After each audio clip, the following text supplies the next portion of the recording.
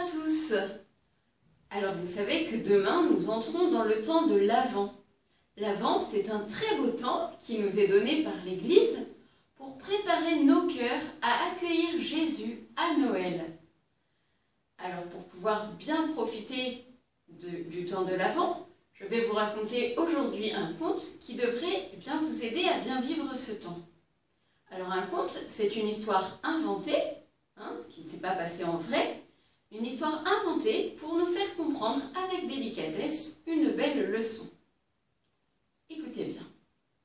Il était une fois, il y a bien longtemps, dans un petit village de Palestine, un atelier de charpentier.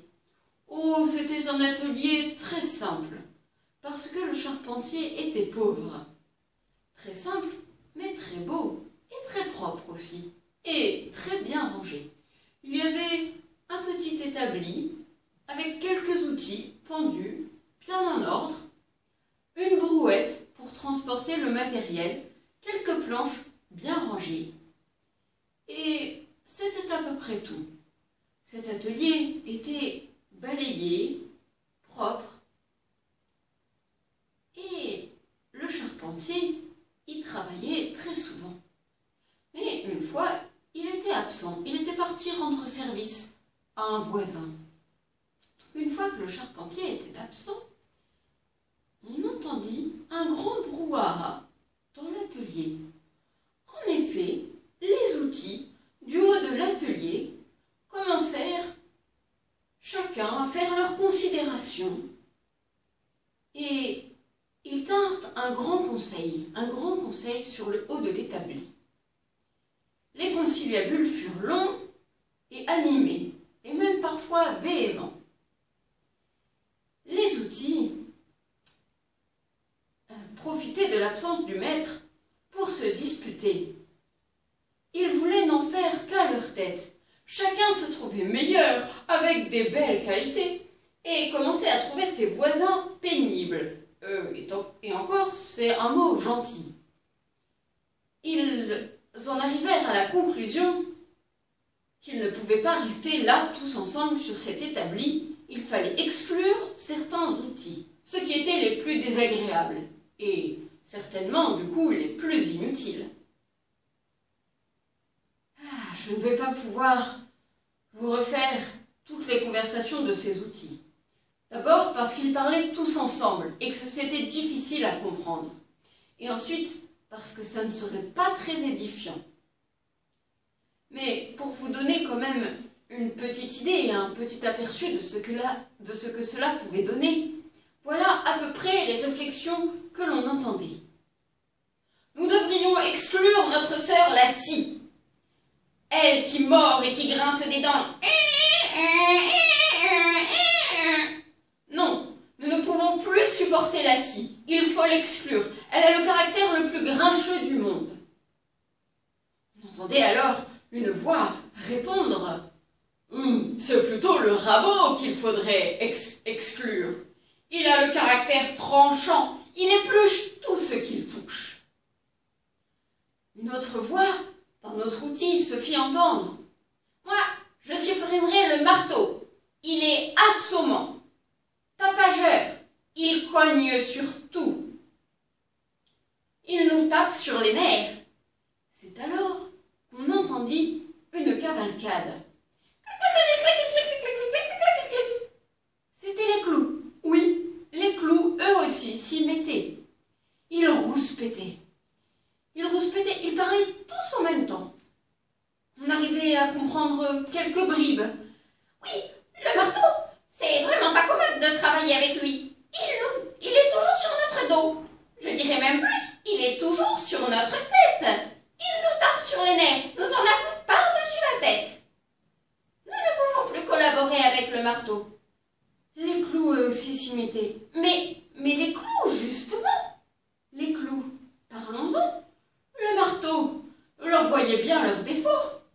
Les clous, comment peut-on travailler avec des gens qui ont le caractère si pointu? Certains outils parlaient d'exclure la lime et la râpe. En effet, à vivre avec elles, ce n'était que frottement perpétuel. quant au papier de verre, le papier de verre, il était si susceptible qu'un rien le froissait. D'ailleurs, quelle était sa raison d'être dans l'atelier, si ce n'est de toujours froisser? Petit à petit, les critiques devinrent contagieuses. Et voilà que maintenant, la Brouette, qui d'habitude restait très calme dans son coin, la Brouette s'y mettait aussi. On m'a roulé. Je suis dévalorisée ici. On m'exploite. On m'utilise toujours pour les travaux les plus pénibles. J'ai décidé de partir. J'irai dans un endroit où je serai plus mise en valeur. Vous êtes sur l'atelier. Moi, on me laisse toujours par terre. Même la Brouette s'y mettait. Ah là là. Le tumulte, le vacarme prirent soudainement fin lorsque le charpentier fit son entrée dans l'atelier. Il entra, regarda autour de lui. Il avait l'impression qu'il s'était passé quelque chose en son absence. Mais quoi? Il passa la main dans sa barbe brune, réfléchit un instant. Son atelier était toujours bien rangé, et pourtant, il y avait ça et là quelques clous éparpillés. Et puis, le marteau. Dans quel sens était-il? Il était à l'envers. On aurait dit qu'il faisait la tête à la scie. Non, c'est ridicule, c'est ridicule. Les outils ne peuvent pas parler et bouger. Non, non, non. Il se dit qu'il avait dû être un peu distrait. Il ramassa les clous, les remit dans leur boîte, remit le marteau à sa place, et tout redevint calme. Tout était rentré dans l'ordre.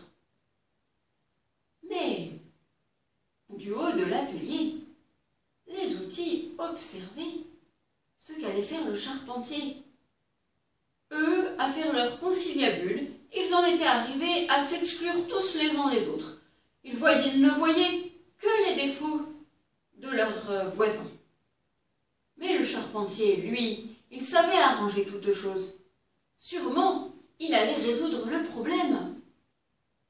Donc les outils attendaient que le charpentier choisisse l'un d'entre eux. Lequel allait-il choisir? C'est alors qu'on vit le charpentier s'approcher de la Brouette. La Brouette, elle qui 3 minutes avant voulait partir parce qu'elle se sentait dévalorisée, voilà qu'elle était choisie la première.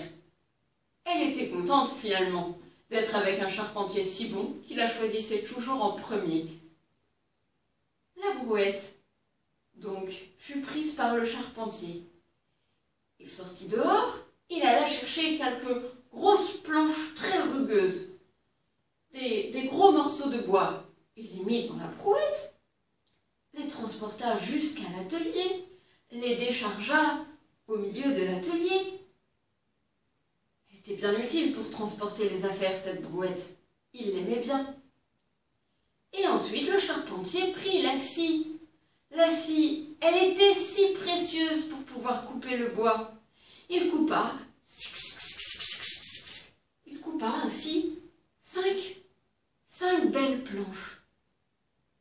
Ensuite, il prit le rabot. Le rabot, il était si utile pour pouvoir enlever l'écorce, râper, frotter la planche afin qu'elle soit bien plate. Le rabot.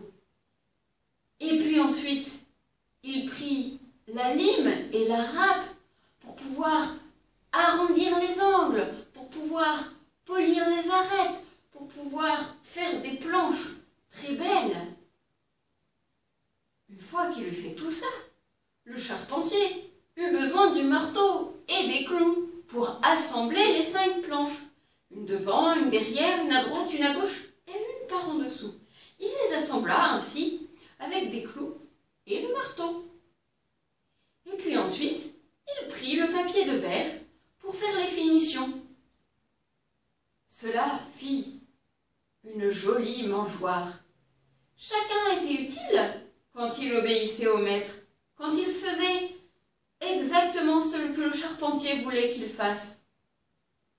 Malgré tous les tempéraments différents et les caractères des plus variés, et justement grâce à ces différences, le charpentier put faire un joli petit ouvrage, une mangeoire. Et voilà que nos outils se réconcilièrent. Une mangeoire, ça n'était pas grand-chose. Mais tout de même, en obéissant au charpentier, en se laissant guider par lui, ils avaient pu construire ensemble, bien unis, cette petite chose. Et puis, ils voyaient le bon côté de leurs outils voisins. Ils voyaient qu'ils avaient eu besoin les uns des autres. Et il n'était plus question d'exclure l'un ou l'autre. Ensemble, ils pourraient faire des belles choses s'ils obéissaient bien au charpentier. Ce qu'ils n'ont pas su peut-être, c'est ce qu'est devenu la mangeoire. Le charpentier l'a offert à l'une de ses connaissances, un habitant de Bethléem, qui en avait besoin pour nourrir son bœuf. En effet, l'habitant de Bethléem avait un bœuf dans une grotte étable. Ce bœuf n'était trop vieux pour se baisser et manger le foin qui était par terre. Et cette mangeoire fut donc très pratique. Elle servait à mettre le foin que le bœuf pouvait ainsi manger. L'ami de Bethléem en était reconnaissant. Mais voilà que quelque temps après, notre charpentier, par une nuit glaciale d'hiver, était à Bethléem avec sa femme sur le point d'accoucher. Et il cherchait un abri. Il était à Bethléem parce qu'il était venu se faire recenser dans sa ville natale. Cherchant avec sa femme un abri, il n'en trouva pas. En effet, dans Bethléem, les gens étaient bien trop préoccupés de leurs affaires. Et qu'est-ce que ça pouvait leur faire qu'un homme et sa femme soient dans la rue? Ça ne leur faisait pas grand-chose. Les cœurs étaient fermés, les cœurs étaient froids. Peut-être certains auraient pu se tasser un peu dans leur maison pour laisser une place au charpentier et à sa femme. Mais non, personne ne le fit. On préférait ne pas trop se déranger pour eux. Alors, il était bien peiné, notre charpentier, de ne pas trouver d'abri. Et le petit qui allait naître dans le froid, oh là là, cela lui faisait bien de la peine dans le cœur. Et puis de voir que les cœurs des gens étaient fermés, étaient durs, froids comme de la pierre. Ah là là. C'est alors qu'il trouva un abri. Il n'en trouva pas d'autre. Il trouva une grotte étable dans laquelle il y avait un bœuf et la mangeoire qu'il avait fabriquée. Ah, ça n'était pas grand-chose. Mais bon, c'était toujours mieux que rien. Il aurait préféré faire pour l'enfant un joli berceau et puis une jolie maison avec une vraie charpente, lui qui était charpentier. Mais il n'avait plus le choix. Il faisait froid, la nuit tombait. Ils se réfugièrent donc dans cette grotte étable. Et là, dans la nuit, dans cette nuit glaciale et froide, le petit enfant est né. Alors on l'a couché dans la paille. Vous avez compris, ce petit enfant, c'est Jésus. Alors évidemment, c'est un très beau conte, mais c'est une histoire inventée, je vous le rappelle. Mais je vous ai dit au début qu'un conte, c'était pour pouvoir en tirer une leçon. Alors que peut-on dire de ce conte? Chers enfants, petits et grands, pendant ce temps de l'Avent, obéissez à vos parents, à ce que disent vos parents. Voyez le bon côté des gens. Avec eux, soyez aimants. Avec tous vos frères et sœurs, soyez unis à toute heure. Et ainsi, dans votre cœur, vous construirez une demeure pour accueillir le Sauveur. Qui, mieux que Saint Joseph, pourrait nous aider à faire de nos cœurs des crèches chaudes d'amour pour accueillir l'enfant divin? Personne. Alors demandons à Saint Joseph son aide. Au nom du Père et du Fils et du Saint-Esprit. Amen. Je vous salue Joseph, vous que la grâce divine a comblé. Le Sauveur a reposé dans vos bras et grandi sous vos yeux. Vous êtes bénie entre tous les hommes, et Jésus, l'enfant divin de votre virginale épouse, est béni. Saint Joseph, donné pour Père au Fils de Dieu, priez pour nous dans nos soucis de famille, de santé et de travail, jusqu'à nos derniers jours, et daignez nous secourir à l'heure de notre mort. Amen. Saint Joseph, aidez-nous à aimer notre prochain, à obéir joyeusement et rapidement, à voir ce qu'il y a de bon chez les autres, et à faire de notre cœur une jolie mangeoire pour accueillir l'enfant Jésus. Saint Joseph, priez pour nous. Au nom du Père et du Fils et du Saint-Esprit. Amen.